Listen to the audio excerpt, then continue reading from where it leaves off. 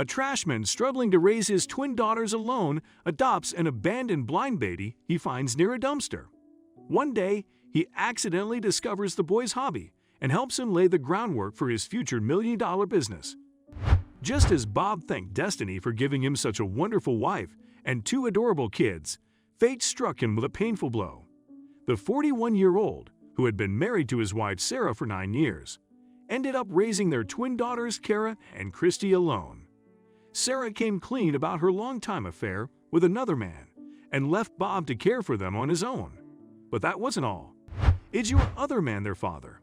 How could you do this to me, Sarah? Tell me the truth. Bob had argued, and Sarah's reply shattered him.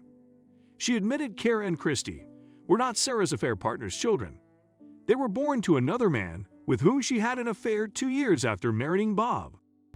When Bob asked her why she cheated on him, she said, "Because you scavenge the dumpsters for a living, and I'm ashamed to say you're my husband. I want a rich life which you cannot afford." On his 7th birthday, Bob gifted Sam a book. "What is this, Daddy?" Sam asked. "It feels so strange to touch." Bob was shattered. He thought he'd been living a perfect life with Sarah, but it took him 9 long years to realize his wife, who he worshipped and loved, was not pleased with him. Bob could not see his daughters the same way again, but at the same time, he knew he could not live without them. "Are you taking the children with you?" he asked Sarah the day they divorced. "Why would I take the kids with me when I'm going to marry someone else? You can raise them if you want because their biological father died years ago," she said without hesitation. Then she left, and Bob never saw her again.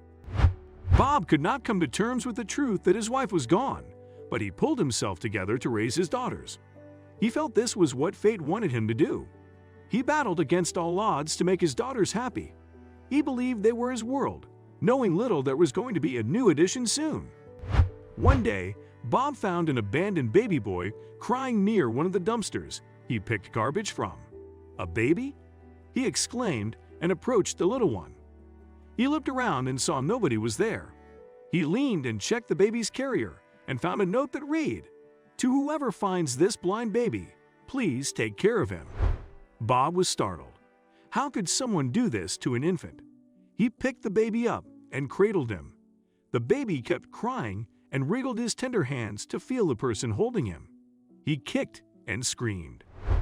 Bob calmed the child down and took him home to feed him some more milk before calling child services. "I found him by the dumpster," he told the authorities.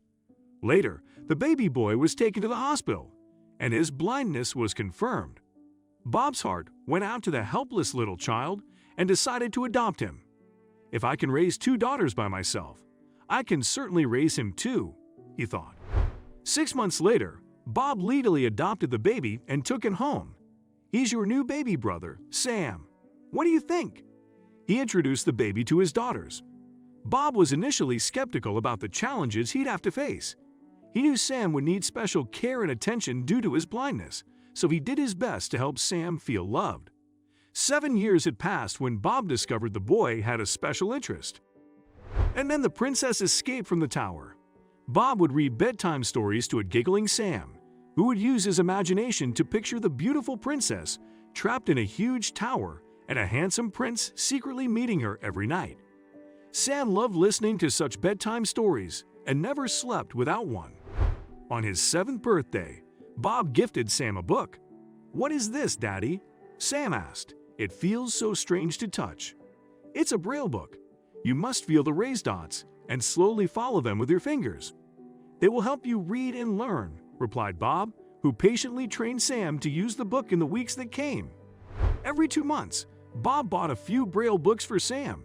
They were expensive, so Bob would cut down on several expenses to afford them for his son. 20 years passed, and Sam could read and write fluently by then. He decided to help blind people and started a small publishing house. Bob helped him with the essential equipment needed to get things started, using the money he had saved for his daughter's weddings. With time, Sam's business started to pick up. His newfound success meant he could change his family's living conditions and still be able to serve society. After 3 years, Sam was the owner of a huge publishing house that specifically helped blind people to read and write. His business fetched him a turnover of millions. He bought a huge mansion with his first million and moved in with his adoptive dad and sisters. Despite not being Bob's biological son, Sam made him proud in every way possible. He knew he was adopted and often said during interviews, "Parents are not those who give birth to us, but those who raise us. My own parents didn't want me. They saw me as a burden. I thank destiny for helping me find a loving father who helped me see the world through his eyes. Bob is my father and will always be. I'm proud to be his son."